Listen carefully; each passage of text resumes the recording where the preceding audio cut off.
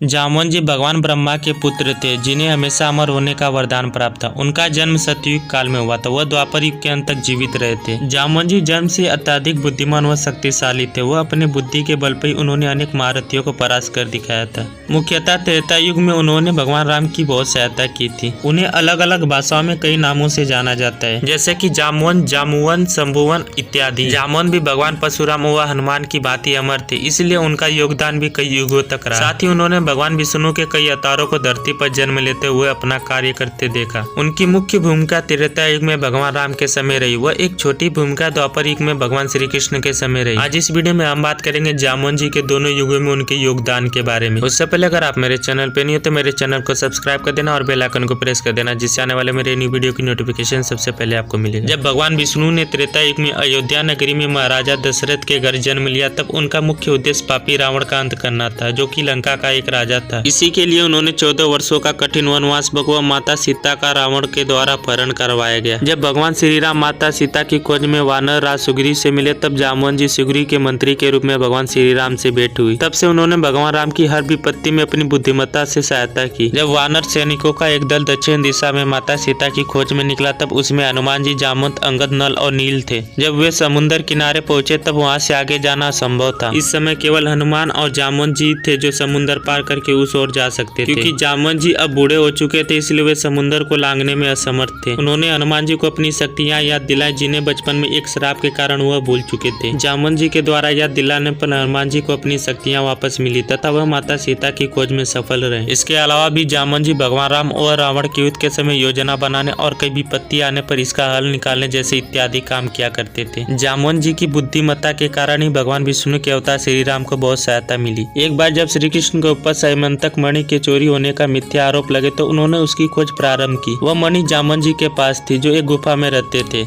जब भगवान श्री कृष्ण को इसके बारे में पता चला, तो उनका जामवंत जी से भीषण युद्ध हुआ। यह युद्ध कई दिनों तक चला, जिसमें अंत में जामवंत जी पराजित हुए। ब्रह्मा जी के पुत्र होने व स्वयं को मिले वरदान के कारण जामवंत जी किसी से हार नहीं सकते थे। इसलिए उन्हें आश्चर्य हुआ कि वह कैसे किसी मानव से हार सकते हैं। उन्होंने भगवान श्री कृष्ण से उनका परिचय जाना और उन्हें अपना असली रूप दिखाने को कहा। भगवान श्री कृष्ण ने बताया कि वे स्वयं भगवान विष्णु के अवतार है। वह राम अवतार के बाद यह उनका अगला जन्म है। यह सुनकर जामवंत जी को अपने किए पर बहुत पछतावा हुआ। उन्होंने भगवान श्री कृष्ण को अंतिम बार भगवान श्री राम के रूप में दर्शन देने का अनुरोध किया। श्री कृष्ण ने उनका यह अनुरोध स्वीकार किया। वह उन्हें त्रेता युग के भगवान श्री राम के रूप में दर्शन दिए। इसके बाद जामवंत जी ने उन्हें वह मणि लौटा दी। वह अपनी पुत्री जामवंती के साथ विवाह करने का प्रस्ताव रखा। श्री कृष्ण ने उनका यह प्रस्ताव स्वीकार किया। वह उनकी पुत्री जामवंती के साथ विवाह किए। इसके बाद जामवंत जी को मोक्ष प्राप्त हुआ।